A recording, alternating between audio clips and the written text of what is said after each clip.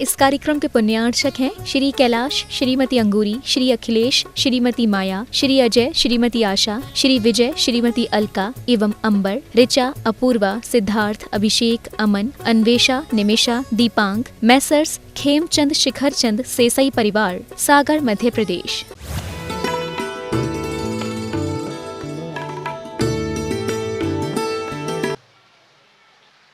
क्योंकि हर व्यक्ति अपने अपने हिसाब से अपनी अपनी बात कह देगा, पर हमें भी तो विवेक होना चाहिए, हमारे पास भी विवेक रूपी ज्ञान होना चाहिए, तभी तो हम सम्यक क्रिया कर पाएंगे, शुभ क्रिया कर पाएंगे। अशुभ क्रिया तो जीवन भर करते आए हैं, आगे भी करते रहोगे, पर कुछ समय तो शुभ क्रियाओं में लगाए, कुछ समय तो हम शुभ क्रियाओं को प्राप्त करें। उन शुभ क्रियाओं का व्याख्यान यहाँ करेंगे जिसके द्वारा एक श्रावक शोभायमान होता है। मात्र सिद्धालय में भी नहीं, सिद्धालय में मात्र नहीं, समाज में भी, देश में भी, राष्ट्र में भी अगर कुछ तुम्हें चाहिए मान सम्मान, उस मान सम्मान की नहीं, समाज में भी कुछ कीमत चाहिए, तो जिसके घर में, जिनके खानदान में जो अच्छा कार्य होता है, अच्छी क्रिया होती है, उस हर व्यक्ति को क्यों, आपको ऐसा नहीं लगता कोई बालक, कोई युवा अभिषेक करने सुबह सुबह 6 बजे पहुंच जाए, आपको ऐसा नहीं लगता ऐसी ठंड में, ऐसे समय में भी बालक, युवा अभिषेक कर रहा है? उसकी उस क्रिया देखकर उस परिवार, उसके माता पिता, सबके प्रति लगता है कितने अच्छे संस्कार हैं माता पिता के, बच्चे को सुबह सुबह अभिषेक के लिए भेज दिया, सुबह सुबह गुरु के पास गुरु की सेवा करने के लिए पहुंचा दिया। ये क्या था? क्रियाओं से समाज में तुम्हारी शोभा बढ़ी थी। आप तो कर ही रहे थे, पर बालक भी करते हैं, तो उसको देखकर लोग कहते देखो इनका बालक है, इनके पिता का ये बेटा है, कितना अच्छा है, सुबह से उठ के आता है, दिन भर गुरु की सेवा करता है। शोभायमान राजन ते, अगर कोई शोभायमान होता है तो उन क्रियाओं से होता है, तो ऐसी कौन सी शुभ क्रिया है जिसमें हमें प्रवृत्ति करनी है?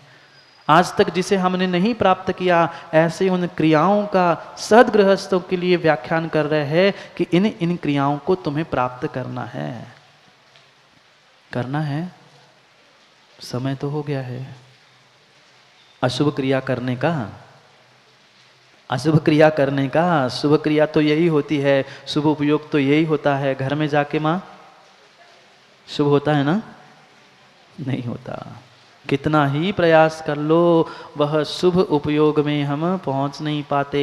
इसलिए कह रहे हैं मात्र मंदिर में, देव शास्त्र गुरु के पास शुभ क्रिया नहीं, हम पल पल शुभ क्रिया कर सकते हैं। कैसे करेंगे? वही कहेंगे, वही शिवकोटि स्वामी कहेंगे कि आप घर में, दुकान में, उठते बैठते, चलते फिरते प्रत्येक समय शुभ क्रिया कर सकते हो, अगर आप सोचो तो। अशुभ क्रिया करते करते भी, पाप करते करते भी आप सम्यक क्रिया कर सकते हो, पुण्य का अर्जन कर सकते हो। क्योंकि एकमात्र ये हमारा जैन दर्शन ऐसा है जिन्होंने 4 पुरुषार्थ की बात की, पाप के पुरुषार्थ को भी पुरुषार्थ कहा है। 4 पुरुषार्थ पता है? काम पुरुषार्थ, अर्थ पुरुषार्थ, धर्म पुरुषार्थ और मोक्ष पुरुषार्थ। 2 ही कहते, धर्म और मोक्ष। उन पहले 2 पुरुषार्थ को भी आचार्य भगवत ने पुरुषार्थ कहा है, अगर सम्यक प्रकार से किया है तो। पढ़ो पढ़ो, अभी पुराण ग्रंथों को भी पढ़ने की आवश्यकता है। आचार्य भगवंतों ने श्रावक के निमित्त से एक एक उस क्रियाओं को संस्कारों के साथ जोड़ते हुए कहा है कि गर्भाधान से लेकर अंतिम संस्कार तक की भूमिकाएं जिनसेन स्वामी ने लिखी है। पढ़ी? पढ़ लिया आदि पुराण, हरिवंश पुराण पढ़ तो लिया, पर उसमें से सार कभी निकाल नहीं पाए। एक एक क्रिया के विषय में लिखा है कि जन्म के पहले से लेकर मृत्यु तक की कैसी क्रियाएं, कैसे संस्कार होने चाहिए, बालक से लेकर उस वृद्ध मरने वाले पर। कहीं भीख मांगने की बात ही नहीं रखी, सब कुछ लिखा है। सद्गृहस्थ की क्रियाएं, श्रावक की क्रियाएं, उन क्रियाओं को प्राप्त नहीं करेंगे तो मात्र ज्ञान कोरा काम का नहीं है। कोरे ज्ञान को हमें कभी ना कभी चारित्र में, आचरण में उतारने की आवश्यकता है। जाओ, समय हो गया उतारने का। शैलू भाई समय हो गया उतारने का, जेब में समय हो गया लोगों की जेब के में से पैसे उतारने का और अपने जेब में उतारने का।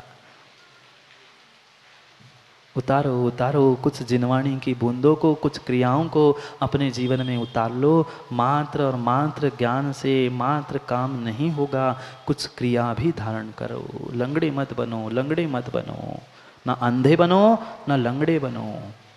भगवान ने आँख का भी मार्ग बताया है, पैरों का भी मार्ग बताया है, और भीतर के हृदय का भी मार्ग बताया है। हृदय से श्रद्धा, आँखों से ज्ञान और पैरों से चारित्र धारण कर लो, वही सच्चा श्रावक बन सकता है। उससे श्रावक की क्रियाओं का व्याख्या पक्का है।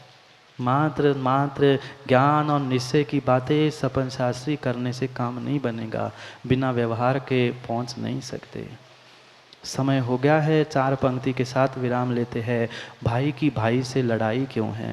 राजू भाई अच्छे से सुनना।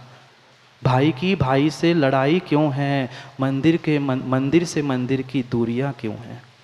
भाई की भाई से लड़ाई क्यों है? मंदिर से मंदिर की दूरियां क्यों हैं? जब चलना जरूरी है मंजिल तक पहुंचने के लिए, जब चलना जरूरी है मंजिल तक पहुंचने के लिए, फिर निश्चय की व्यवहार से लड़ाई क्यों है? फिर व्यवहार की निश्चय से लड़ाई क्यों?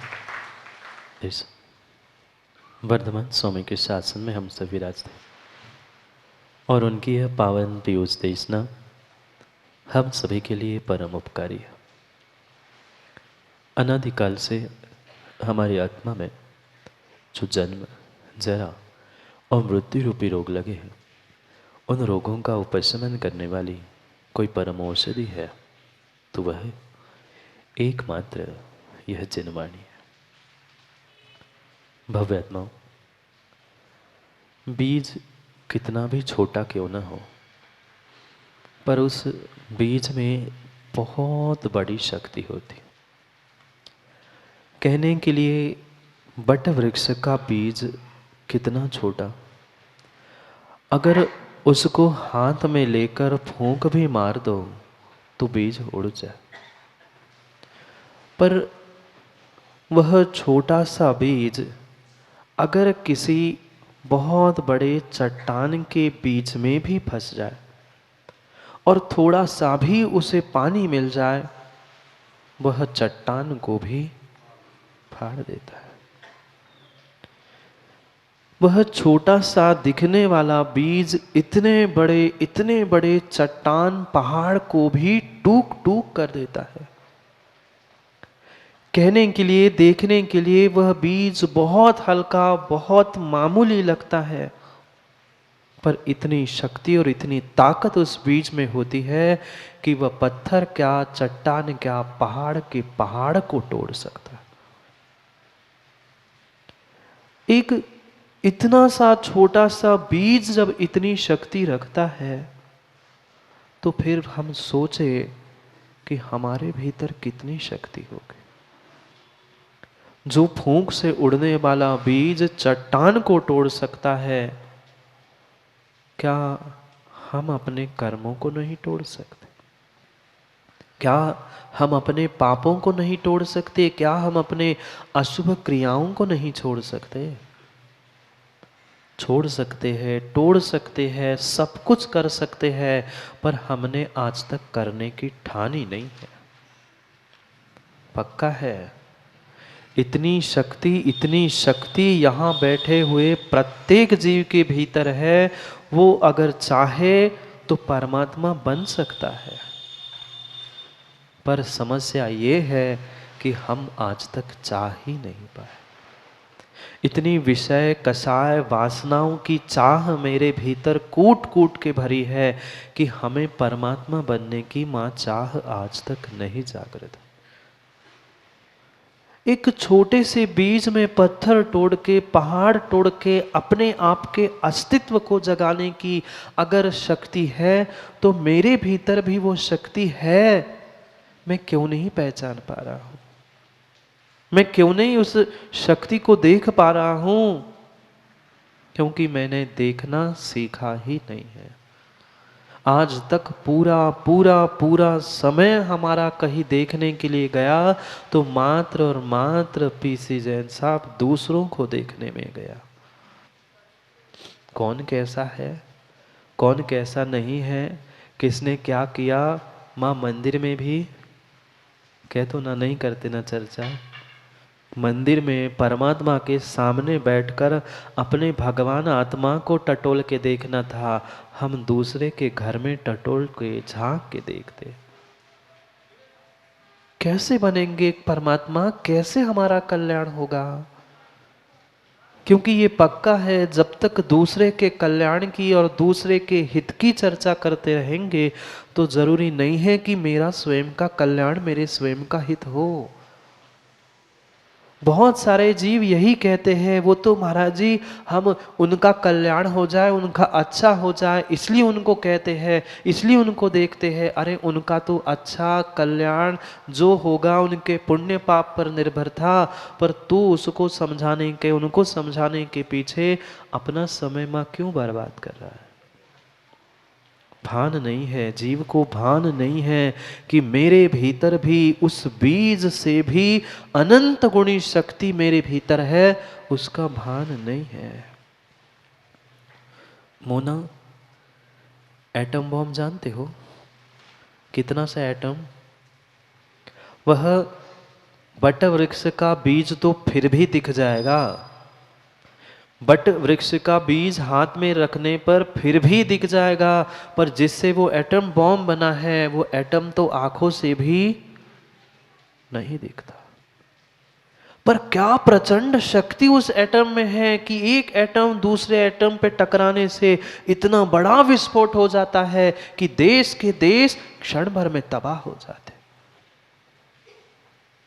उस पुद्गल में इतनी शक्ति है, एटम में, बीज में, फिर उसका आविष्कार करने वाले इस आत्मा में कितनी शक्ति होगी? उस पुद्गल की शक्ति तो दिखती है, उस पुद्गल की तो शक्ति हमें दिखती है, पर उस पुद्गल का खोज करने वाली आत्मा में जो परमात्मा बनने की शक्ति है वह हमें आज तक दिखाई नहीं दी है। कोई दूसरा तुम्हें परमात्मा बनाने आने वाला नहीं है, कोई दूसरा तुम्हारा कल्याण करने आने वाला नहीं है। महावीर भगवान हो गए, आदिनाथ हो गए, अनंत 24 यामा निकल गई, कितना कल्याण कर पाए हम? कर पाए? क्या उन्होंने हमें सच्चा मार्ग नहीं बताया था? बताया था, परम सत्य उन्होंने बताया था, सब कुछ हमें समझाया था, पर हमारी मानने की मानसिकता नहीं थी। जान तो लिया पर मानने की मानसिकता नहीं थी। अगर हमें अपना कल्याण करना है तो स्वयं के कल्याण के लिए कल्याणकारित्व ऐसे बीज को प्राप्त करना है। मत करो, बहुत सारा कार्य करने से जरूरी नहीं है कि हम बहुत बड़े आदमी बन जाए। व्यक्ति यही सोचता है कि हम बहुत बड़ा काम करेंगे, बहुत बड़े कुछ बड़े बड़े काम करने से मैं बड़ा हो जाऊंगा। जरूरी नहीं है, जरूरी नहीं है बहुत बड़े काम करने से तुम्हारी जिंदगी, तुम्हारा जीवन बड़ा हो। छोटे छोटे काम बड़े रूप से करने से तेरी जिंदगी बड़ी होने वाली।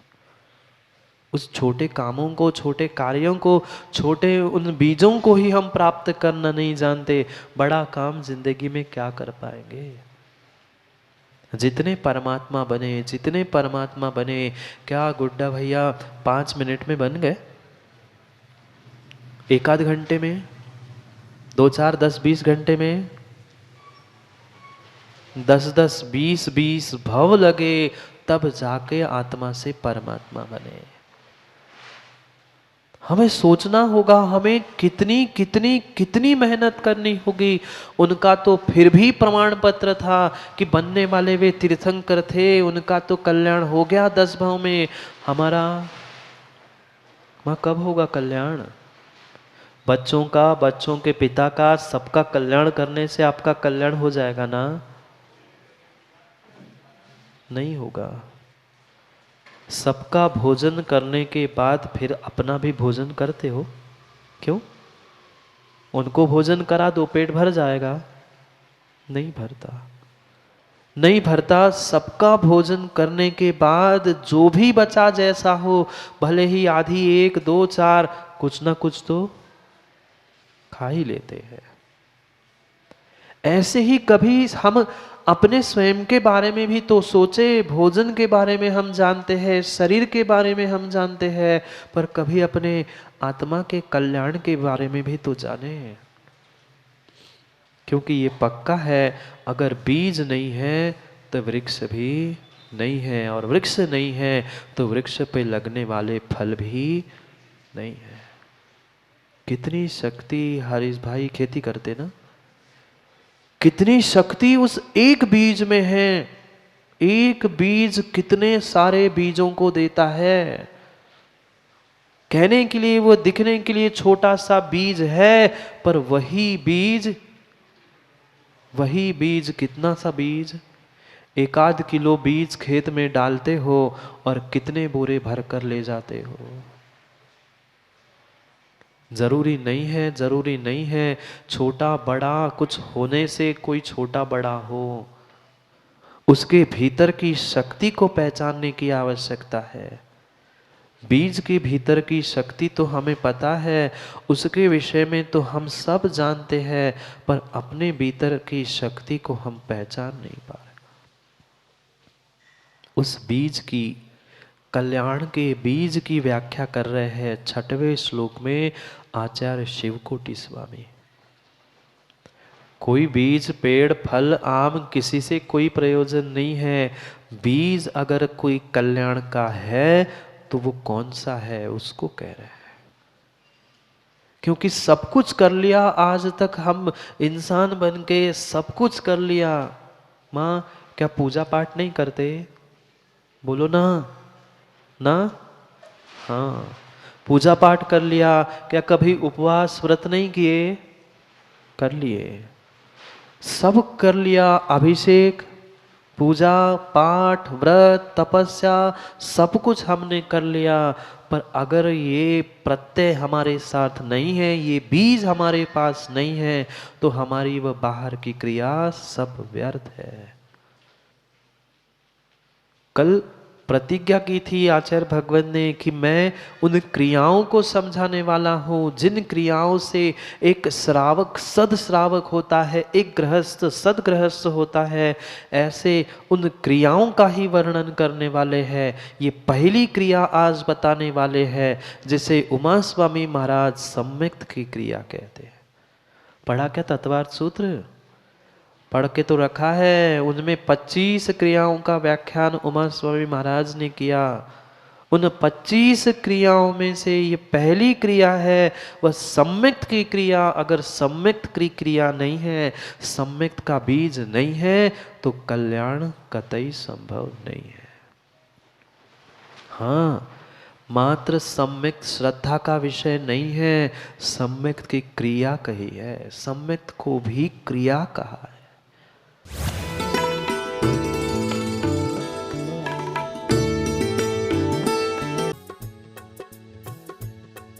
इस कार्यक्रम के पुण्यार्चक थे श्री कैलाश, श्रीमती अंगूरी, श्री अखिलेश, श्रीमती माया, श्री अजय, श्रीमती आशा, श्री विजय, श्रीमती अलका एवं अंबर, ऋचा, अपूर्वा, सिद्धार्थ, अभिषेक, अमन, अन्वेषा, निमिषा, दीपांग, मैसर्स खेमचंद शिखरचंद सेसई परिवार, सागर, मध्य प्रदेश।